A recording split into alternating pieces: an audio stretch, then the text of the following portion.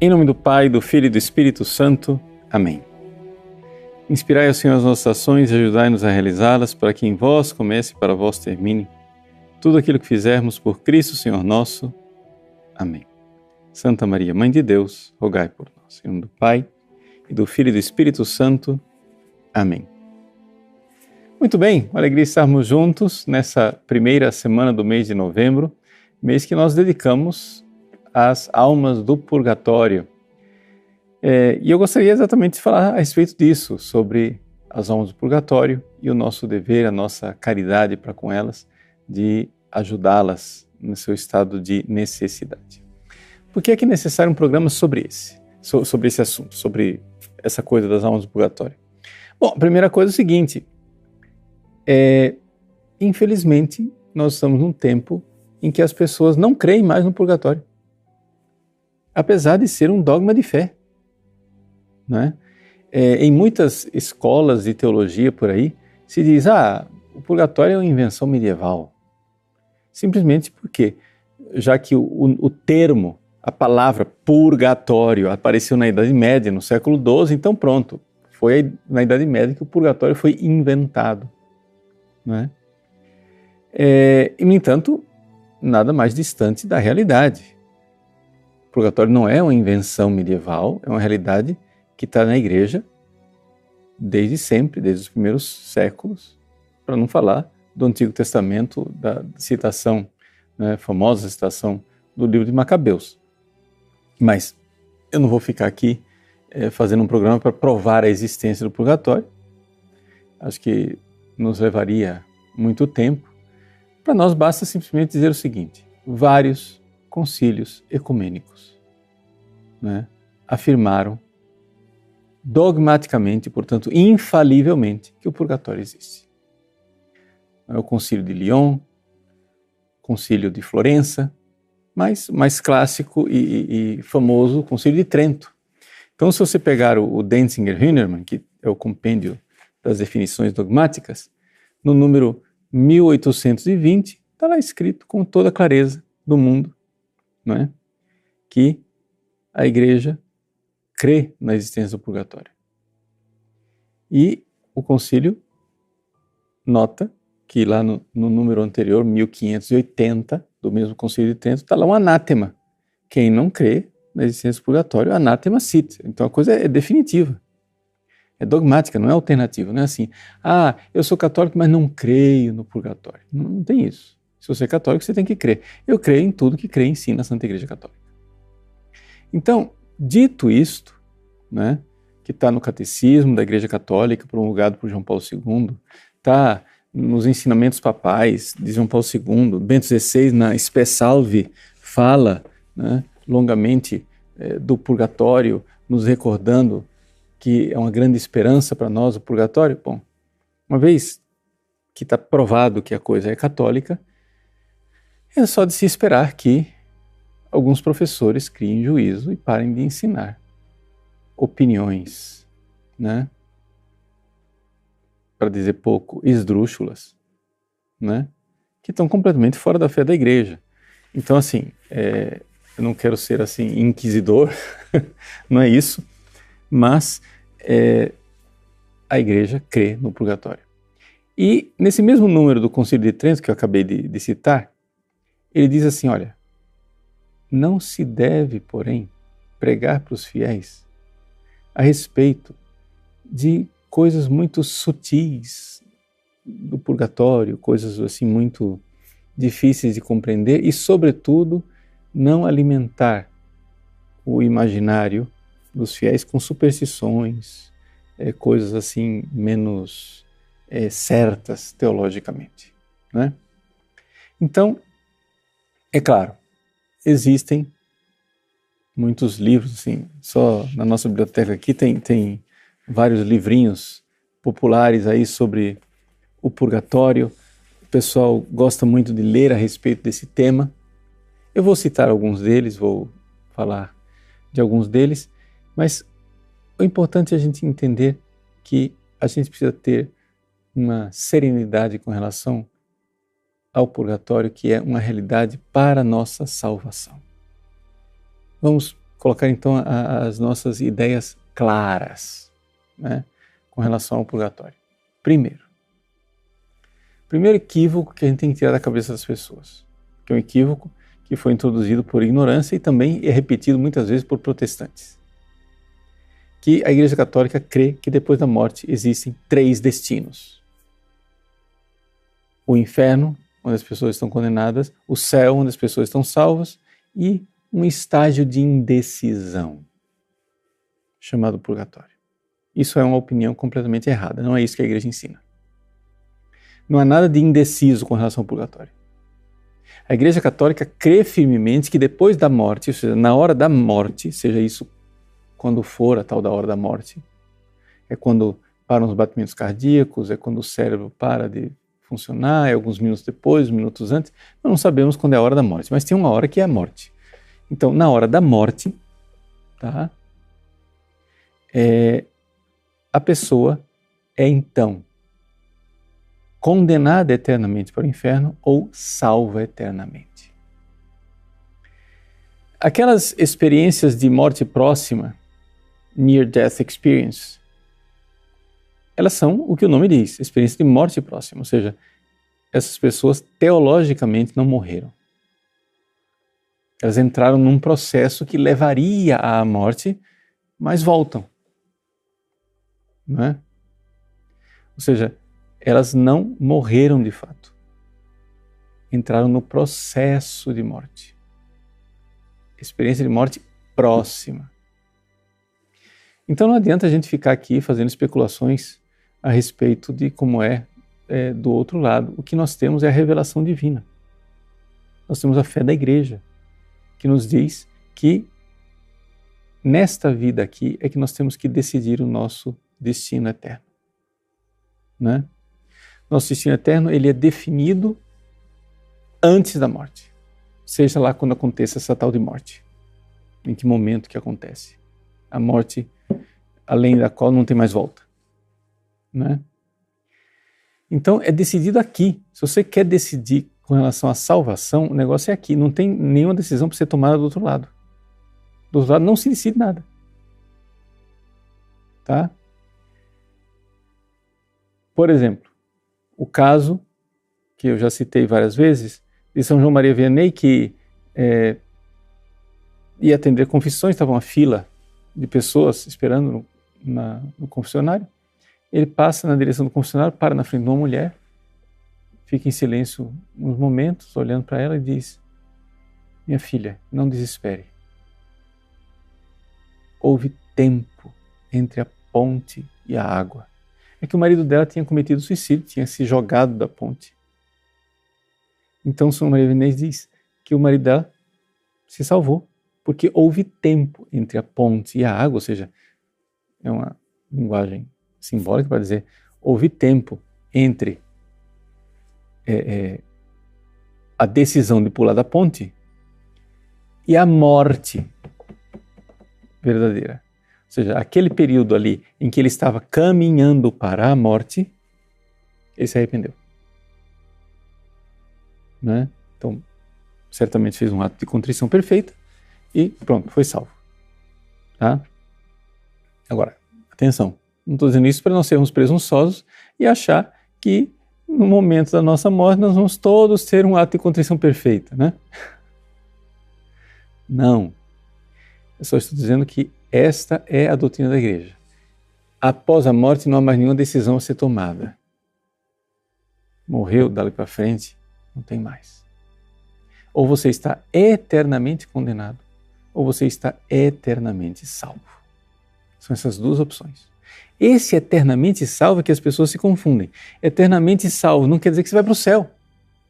Quer dizer que você pode ir para o purgatório, e a maior parte das pessoas vão para o purgatório, e depois se vai para o céu, e o céu, sim, é eterno. O purgatório é temporário. A pessoa está eternamente salva, mas ela passa por uma purificação para chegar no céu. Quer dizer que do purgatório só tem uma porta de saída, que é para o céu. Ninguém sai do purgatório para o inferno. Isso não existe. Então não é um estágio de indecisão. A pessoa já está salva e ela sabe que está salva. Né? Uma das condenações da bula Exsurge Domine, que o Papa Leão X condenou Lutero, né? E que naquela época lá que o Lutero ainda não era já era protestante o suficiente para ser condenado, mas ainda não tinha totalmente abandonado a fé no purgatório, coisa que ele fez depois. Ele tinha uma opinião de que no purgatório algumas pessoas não sabiam que estavam salvas. Isso foi condenado. As pessoas sabem que estão salvas. Para elas é fonte de grande consolação no purgatório. Né? Porque elas sabem que estão salvas. Bom, vamos lá. Então, é importante então a gente ter essa ideia clara, catequética. São dois destinos definitivos. Como diz Santa Teresa d'Ávila, que gostava de repetir com o seu irmãozinho Rodrigo na infância, é para sempre, sempre, sempre. Então o inferno é sempre, sempre, sempre, e o céu é sempre, sempre, sempre. É para sempre. Não tem essa coisa né? Então, a salvação é eterna. Uma vez que a pessoa está salva, né? Então ela não se purificou ainda, ela vai passar pela purificação para ir para o céu, que é o chamado purgatório. Tá. Que o fato de que a maior parte das pessoas vão para o purgatório é um fato que não está revelado, não é uma revelação divina, mas é lógico. Se Deus é infinitamente santo, por santo que você tenha sido aqui nessa vida, né, se você ainda tem imperfeições, né, você precisa de uma transformação para chegar lá. Tem que haver uma mudança. Porque o que é a salvação? O que é o céu? Né? Eu falei no meu curso Ferro e Fogo. Né? O céu é a nossa participação plena na natureza divina. Então é o ferro que foi totalmente tomado pelo fogo e agora começa a se comportar como se fosse fogo. É a humanidade humana, é a natureza humana que começa a se comportar divinamente. Mas se você não fez isso aqui nessa terra, se ainda ficou muita tarefa para fazer, você está salvo, porque você morreu em estado de graça, você não pecou contra os 10 mandamentos, etc e tal, você foi perdoado dos seus pecados antes de morrer, se pecou. Então pronto, está salvo. Mas não quer dizer que você está pronto. Precisa ser, né, purificado para chegar lá. Isso é lógico, isso é evidente. E o comportamento da igreja, desde os primeiros séculos, nos mostra isso. Se vocês forem lá nas catacumbas dos primeiros cristãos, os túmulos estão lá. É fulano de tal que morreu. Rezem por ele. Ora, então, isso não foi Constantino quem criou a Igreja Católica, né? Se na época das catacumbas, com os cristãos perseguidos, está lá os cristãos que fazem oração, que visitam os cemitérios, que visitam as catacumbas para rezar pelos mortos.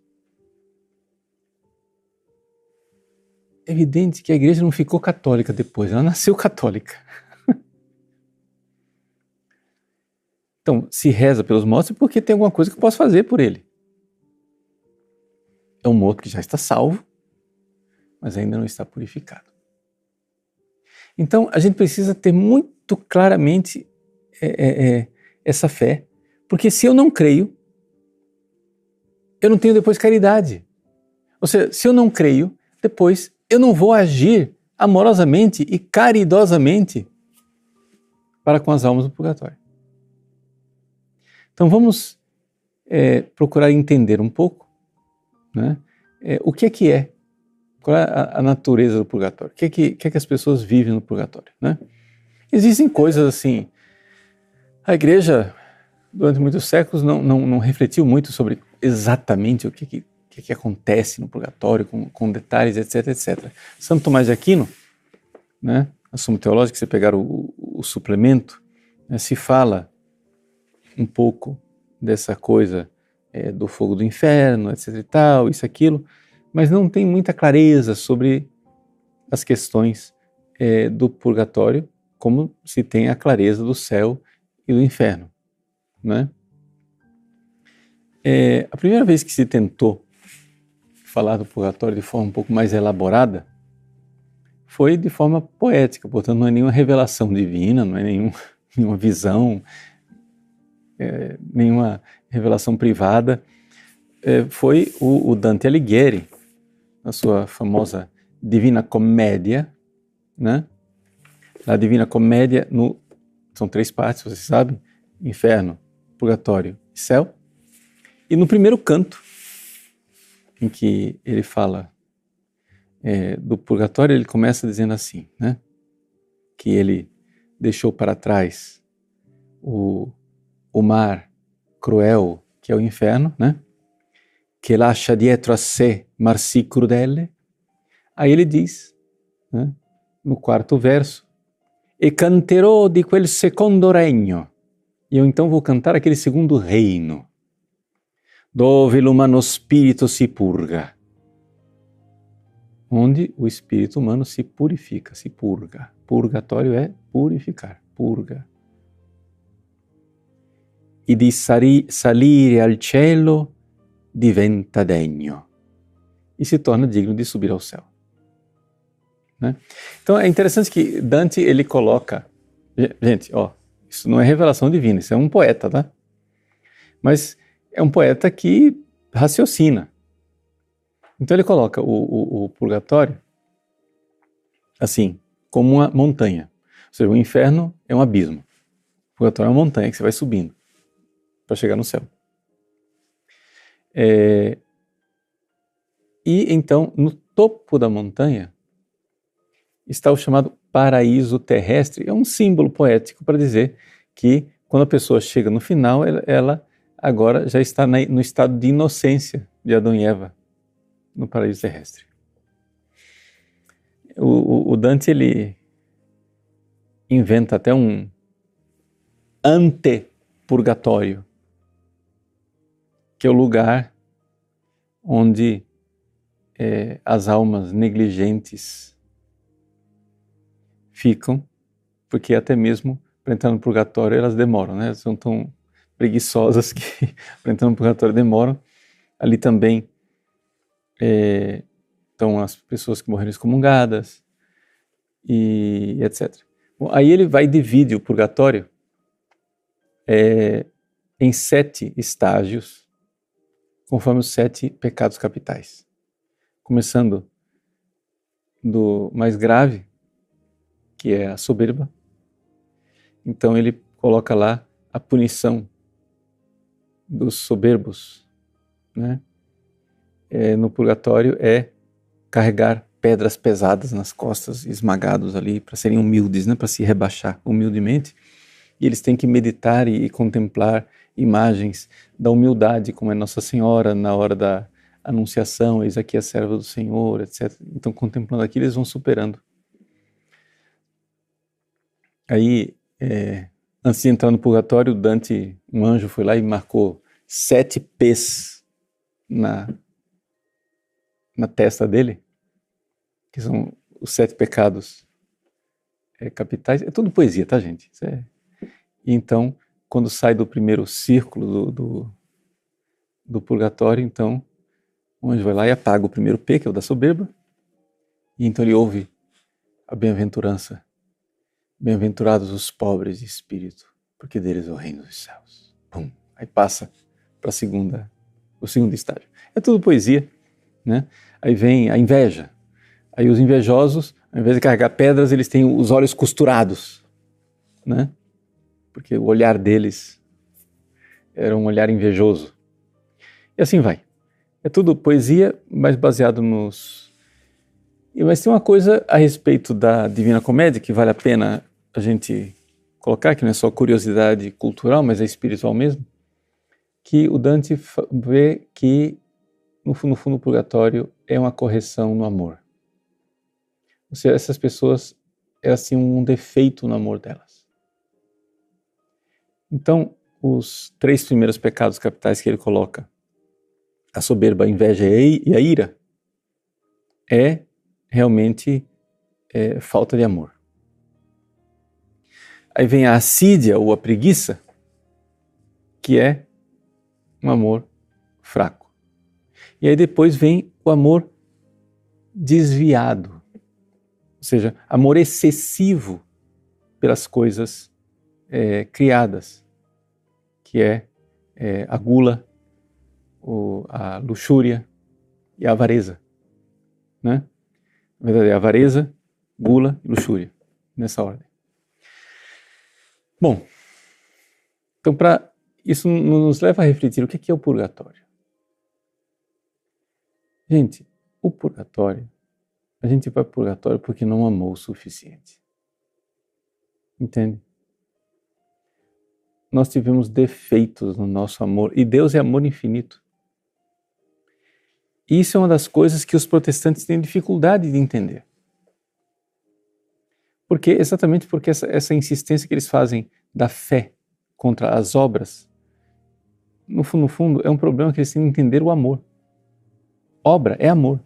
Ou seja, amor quer dizer o seguinte: você ama Deus com um amor que Deus dá a você, chama-se caridade. Quando nós somos batizados, o nosso amor humano recebe um auxílio que vem do céu e um amor superior, que é o amor agape, o amor caridade, caritas. É o fogo. Então eu, como ser humano, eu amo, mas o meu amor pode ser elevado. Então a caridade não tomou conta ainda plenamente do meu ser aqui nessa vida. A santidade consiste nisso, em eu ir fazendo com que a caridade vá tomando conta do meu ser aqui nessa vida.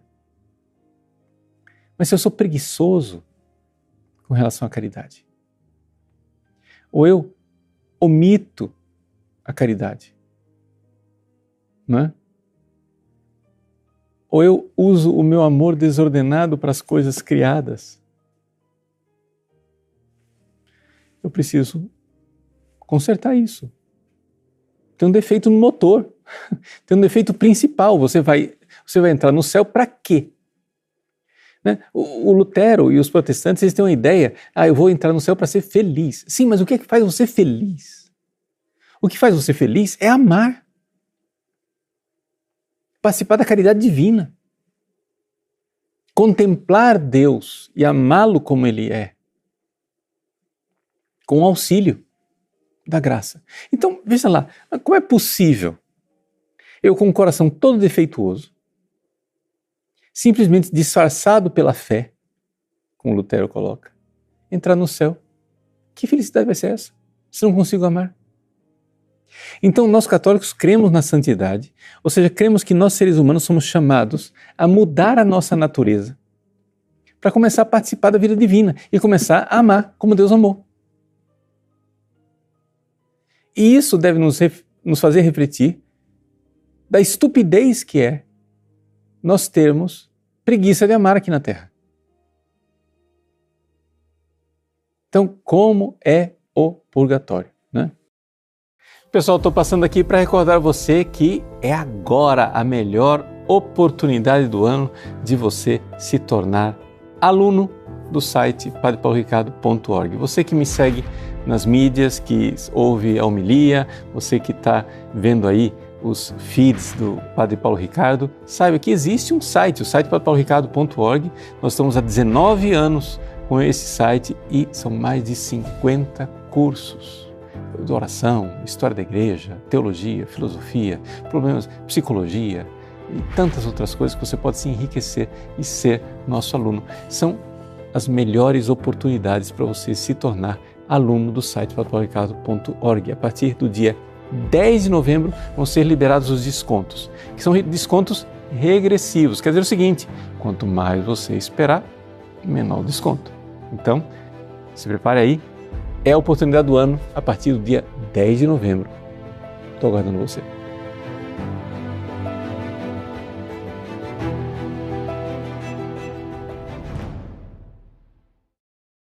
Primeira coisa que, como o Dante colocou ali, que tem, né, digamos assim, andares, os 7 andares do purgatório, sem precisar entrar na poesia do Dante, mas olhando um pouco para a natureza das coisas, nós vemos que de fato existem estágios diferentes do purgatório, pela própria natureza da coisa, porque se é algo que é um processo de purificação, ali tem alguma espécie de tempo, que teologicamente se chama de um evo.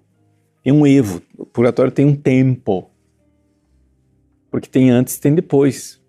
Então, no purgatório, a pessoa não está vivendo a eternidade, mas é ainda um tempo. Por isso que o purgatório irá cessar, né? Quando encerrar a história, o fim do tempo, né? Como o fim do mundo, como o pessoal fala, né? Aí cessa o purgatório. Mas as pessoas vão passando por um processo. Então existe um estágio de pior para melhor. Então é de se supor que uma pessoa que amou mais já entra no purgatório num estágio já final elevado. E uma pessoa que amou menos vai ficar mais tempo. Que tem mais trabalho para fazer, tem mais purificação para ser feita, né? Tem mais transformação para ser feita. Uma coisa é você levar o carro para revisão e desculpa minhas comparações tolas, né? Mas vocês entendem. Uma coisa é você levar o carro para revisão e o cara dizer, não, tá somente aqui, tem que fazer o balanceamento, mas o carro tá bem, etc. Outra coisa é você levar o carro para revisão e dizer, o motor fundiu, vão ter que refazer o motor. É diferente, né? Então, é óbvio que na hora da morte nós não somos todos iguais. Uma pessoa que amou muito não é igual a pessoa que acabou de se converter. Então existem algumas revelações privadas, quer dizer, Deus permite que almas do purgatório apareçam e revelem coisas que nos falam algumas coisas do purgatório. Nós não precisamos crer nessas revelações privadas, tá? Não é necessário crer nisso. Mas quando elas dizem coisas que teologicamente fazem sentido, elas ajudam a gente a perceber melhor. Então tem uma famosa revelação privada de uma irmã, né, no século XIX, 1870, uma irmã, Maria Gabriel, morreu, e depois ela resolveu Deus permitiu que ela aparecesse para uma co-irmã, ela estava no purgatório, e dizer como é que é o purgatório. E ela então diz que o purgatório, esse manuscrito chamado Manuscrito do Purgatório, foi publicado aqui no Brasil por Monsenhor Ascânio Brandão, né? Tem várias edições, aí, inclusive PDF na internet, para quem quiser dar uma olhadinha. Então, essa irmã, ela apareceu e fala que são 3 estágios do purgatório. O Dante coloca 7 conforme os pecados capitais. Mas a divisão que ela apresenta me parece um pouco mais sábia, teologicamente, porque olha ontologicamente para o que é que as pessoas viveram. Então ela diz assim, olha, primeiro purgatório é daquelas pessoas que pecaram gravemente, pecaram pecados horríveis, e se converteram pouco antes da morte, não tiveram tempo de fazer nada para se penitenciar, etc, etc. Estas pessoas aqui vivem um purgatório que é muito parecido com o inferno, né? E é nesse purgatório, segundo essa irmã, que estão as almas dos padres e das religiosas. Padre, religiosa, bispo, papa, é nesse purgatório que eles vão. Por quê? Mas padre, mas se eles não cometeram esses pecados, sim, mas eles receberam mais. E porque receberam mais de Deus, né? A quem muito foi dado, muito será exigido. Então o purgatório mais grave que tem é para os grandes pecadores e que arrependidos morreram, evidente, estou supondo aqui que essa pessoa está salva, né? E para os consagrados.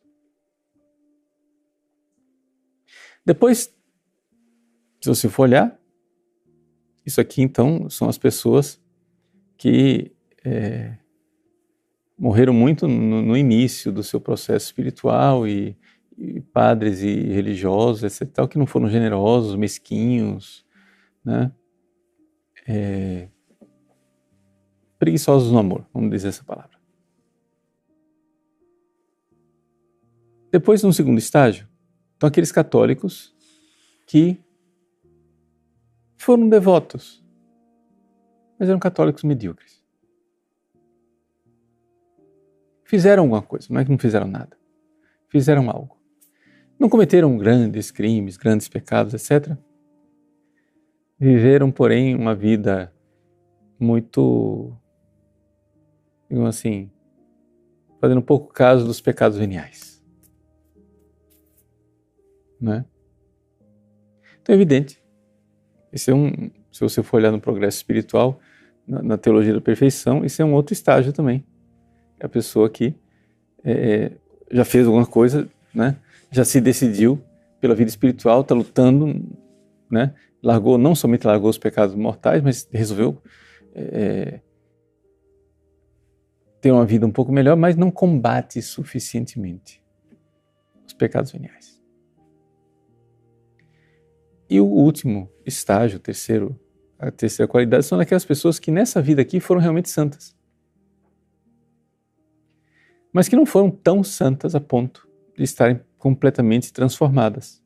O ferro não se transformou completamente em fogo, mas foram santas. É o chamado purgatório de desejo. Purgatório de desejo porque essas pessoas são purificadas com aquela que é a pena principal do purgatório. Qual é a pena principal do purgatório? Se vocês pegarem o Garrigou-Lagrange, no seu livro O Homem e a Eternidade, a Vida Eterna e a Profundidade da Alma, está publicado pela Eclésia, o Garrigou-Lagrange diz: qual é a pena principal do purgatório?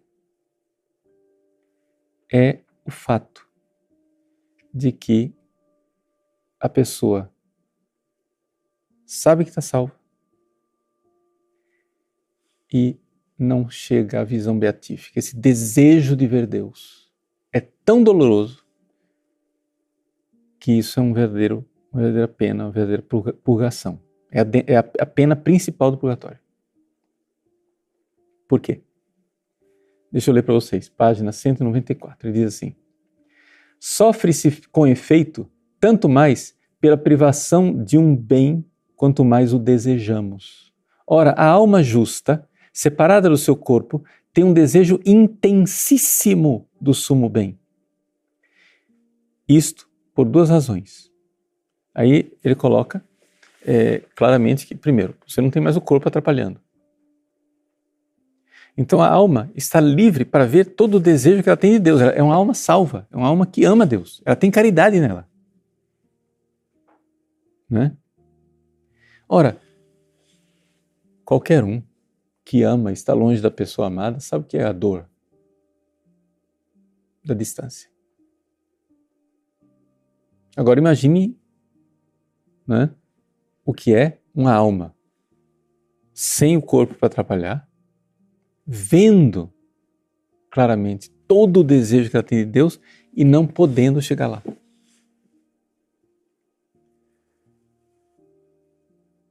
Deus sente muita compaixão dessas almas santas que têm que passar por isso. Por isso elas são consoladas pelo anjo da guarda, consoladas por Nossa Senhora. E consoladas porque elas têm um grande desejo de Deus. Mas elas louvam a Deus. No purgatório não existe rebeldia. As almas do purgatório não estão revoltadas com Deus.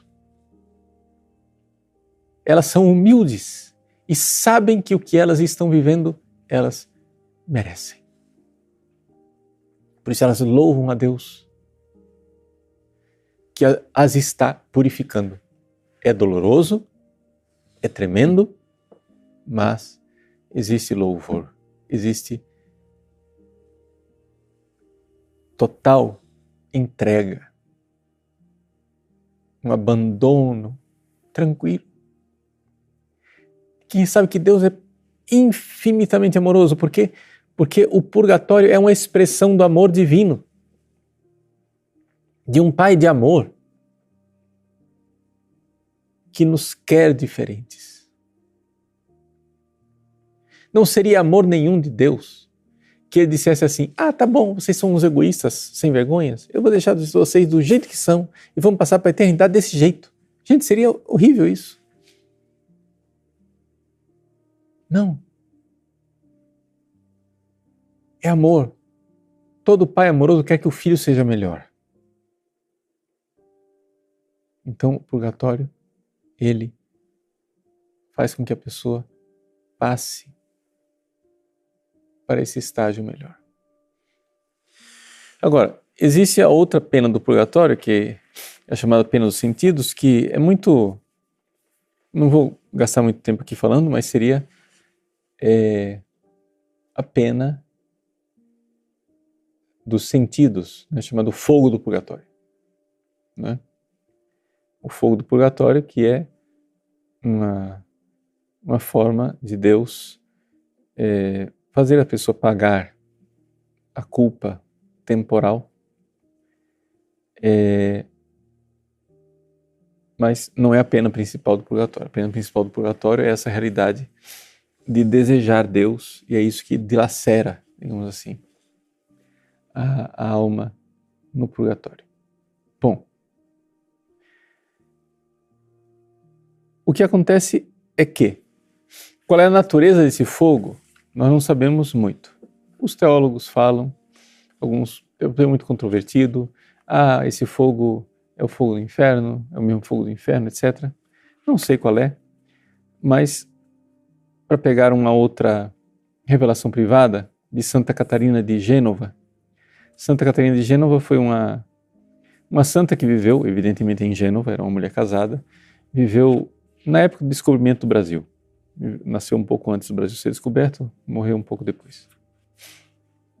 E nas revelações que foram dadas a ela, uma das coisas que chamam muita atenção é essa coisa dela dizer que o fogo do purgatório é o amor de Deus.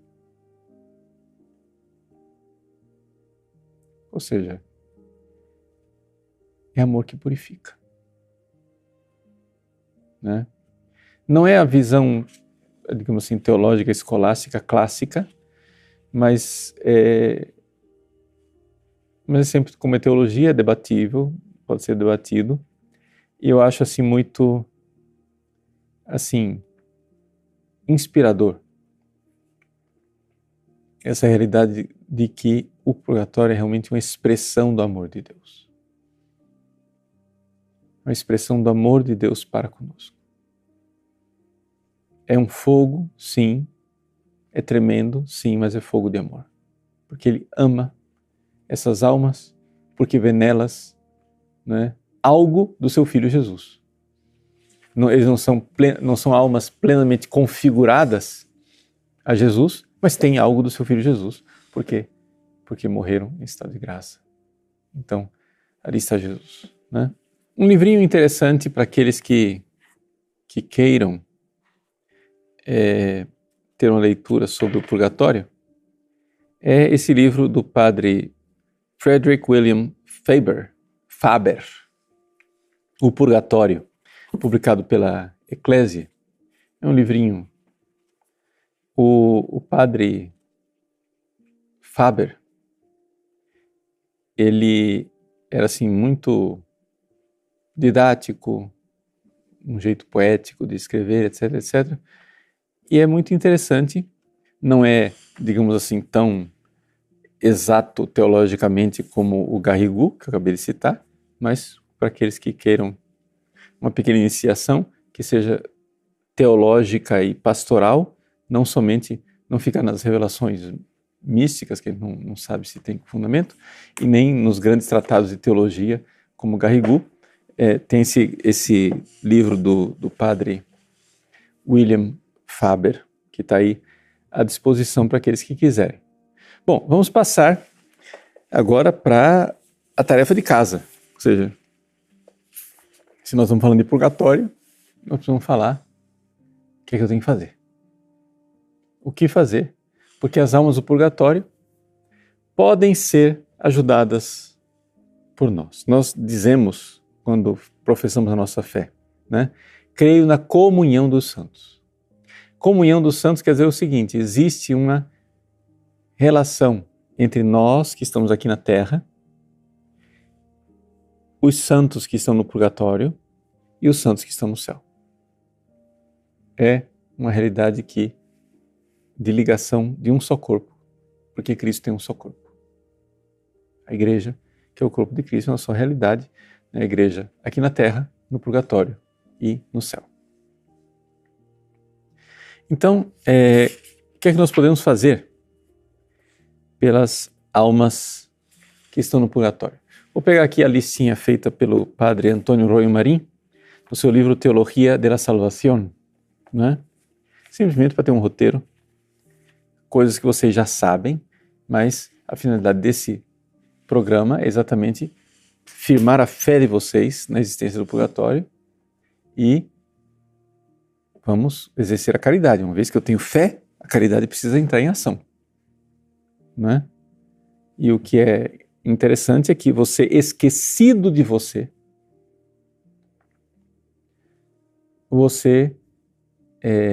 ajudando as almas do purgatório, automaticamente está se livrando você do seu purgatório, tá? Né? O padre Faber, ele incentiva que as pessoas façam esse ato heróico, né, de entregar a Deus todos os méritos em favor das almas do purgatório. Ou seja, entrega tudo. Eu não quero nada para mim. Você aplica lá para as almas do purgatório. Pronto. É evidente que isso é um ato eminentemente meritório e Deus não vai desprezar um amor tão profundo como esse. Mas para entender que é sempre um gesto de amor, né? Sair um pouco dessa ideia de contabilidade do purgatório, né? Assim, querer, mas pensar mais nas almas do purgatório, que é um ato, né, meritório. Então a primeira coisa para o sufrágio das almas do purgatório é a Santa Missa. Todo mundo sabe disso, a intenção da Santa Missa.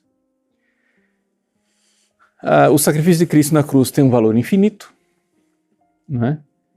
Evidente. Você vai dizer assim, então pronto, padre, Jesus morreu na cruz, acabou, o purgatório não existe mais. Não.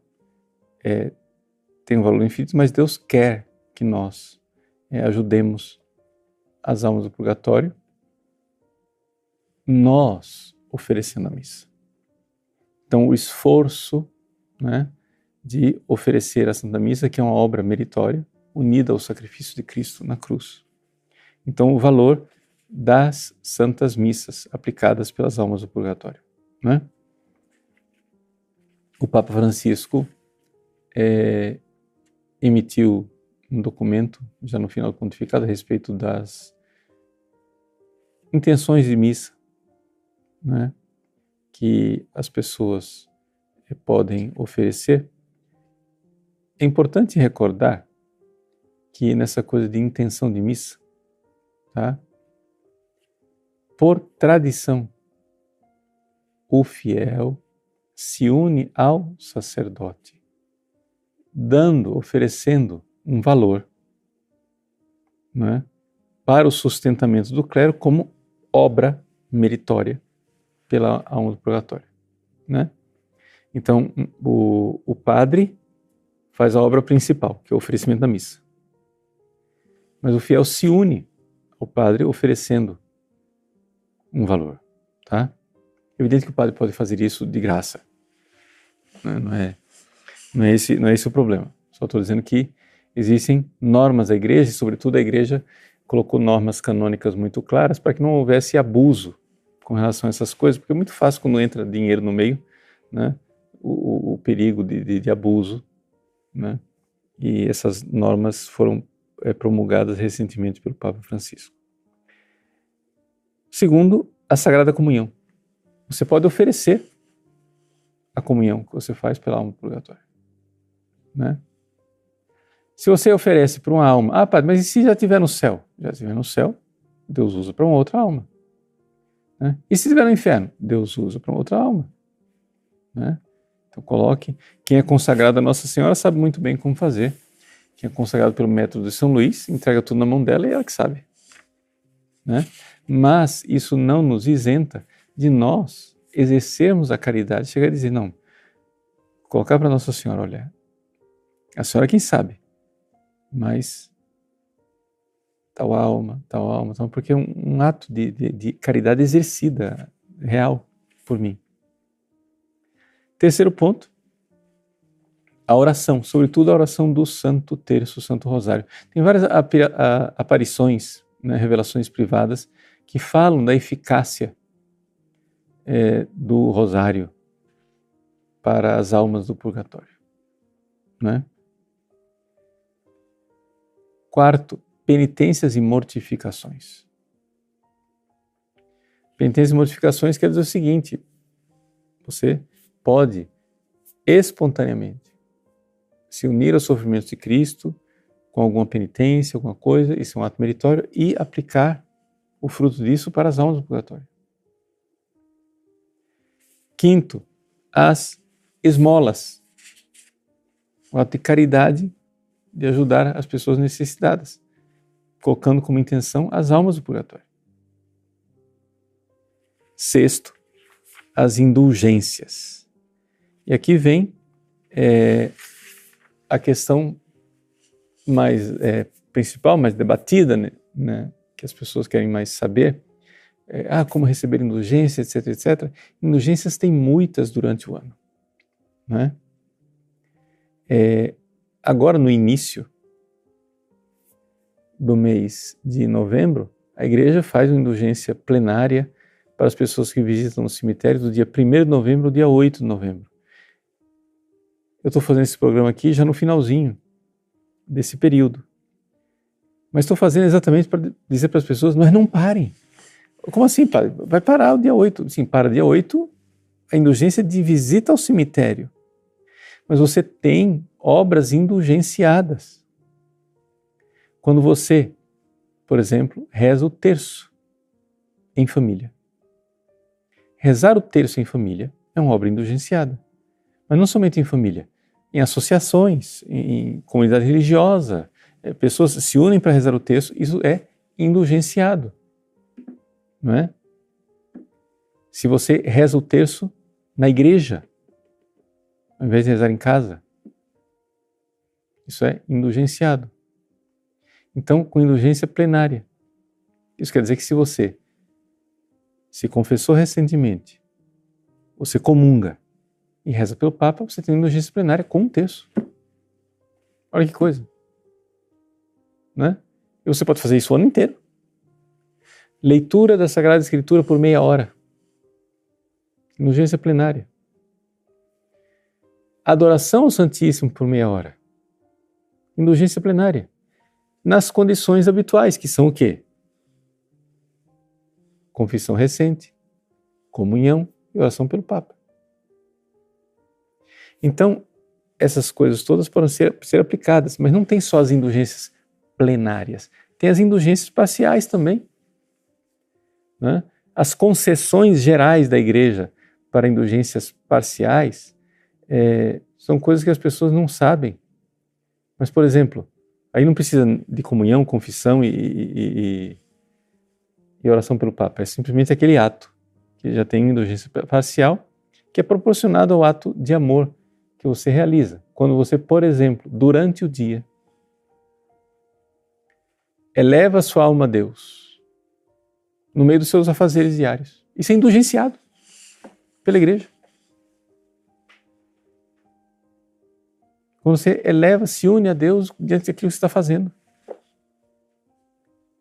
A gente reza no início das nossas aulas, inspirai o Senhor nas nossas ações. Eu estou me unindo a Deus no que eu vou fazer. Isso é indulgenciado. Segundo, quando você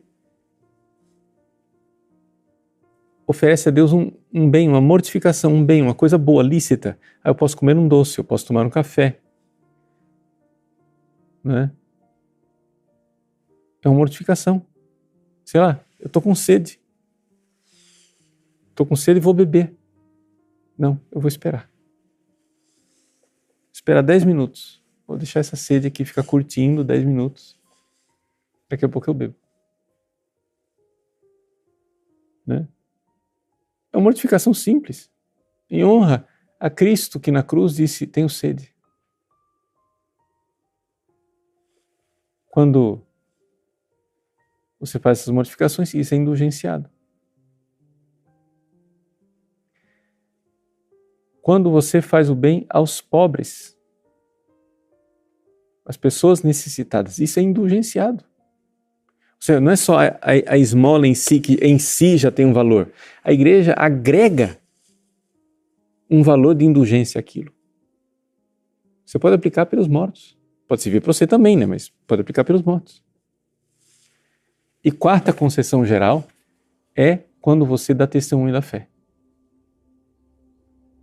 Quando você está na fila do banco e vê que tem uma ocasião ali e fala alguma coisa de Deus, né? Faz um pequeno ato de evangelização, testemunhando a fé. Tudo isso é indulgenciado.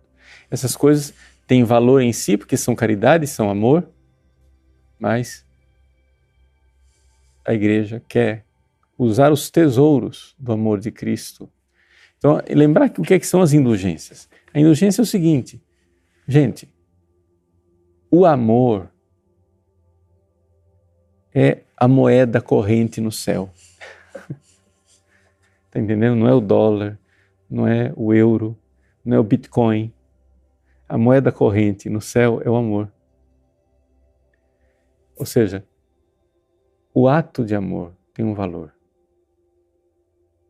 Agora acontece que os santos, Jesus na cruz, Nossa Senhora e os santos amaram tanto, fizeram tantos e tantos atos de amor, que isso é um tesouro. Então pega o meu pequeno amor. A igreja potencia, faz um upgrade desse amor. Potencia esse amor. Né? Então, o seu pequeno ato de amor é, por assim dizer, turbinado pelo tesouro da igreja. Indulgência é isso. A indulgência é isso. Né? A igreja, com o poder das chaves, ela então dispensa essas indulgências amorosamente, abundantemente, largamente. Nunca na história da igreja houve tanta facilidade para se receber indulgência plenária e nunca houve tanto desprezo da indulgência. Então, esse programa é para incentivar você, para dizer, vamos lá, vamos verdadeiramente nos colocar diante de Deus nessa disposição, como os santos fizeram ao longo dos séculos, a igreja de 2000 anos, né? A igreja de 2000 anos que nos coloca esse tesouro da graça de nós rezarmos pelos fiéis defuntos, ajudarmos as pessoas que já estão salvas. Quando elas estiverem no céu, e eu ajudei ela a ir para o céu, deixa eu usar uma expressão, pode parecer estranha, ela vai ser o meu santo. Vai ser um santo no céu intercedendo por mim. Você acha que elas não vão retribuir com gratidão o que você fez? Então, grande caridade. Ou seja, falar do purgatório é falar dessa grande caridade que nós podemos exercer para com essas almas mais necessitadas. Nossa Senhora, quando apareceu em Fátima, nos ensinou essa devoção. Ela disse que nós deveríamos acrescentar em todo o terço essa lembrança dos pecadores e das almas do purgatório. Ó meu Jesus, perdoai-nos, a nós que estamos vivos aqui. Livrai-nos do fogo do inferno. Levai as almas todas para o céu e socorrei principalmente aquelas que mais precisarem. São as almas do purgatório. Então, lembrar dos pecadores que se convertam aqui na terra e das almas que já estão salvas no purgatório, para que Deus lhes conceda verdadeiramente contemplá-lo o quanto antes, face a face. Requiem aeternam dona eis Domine, et lux perpetua luceat eis. Requiescant in pace. Amém. Deus abençoe você. Em nome do Pai, do Filho e do Espírito Santo. Amém.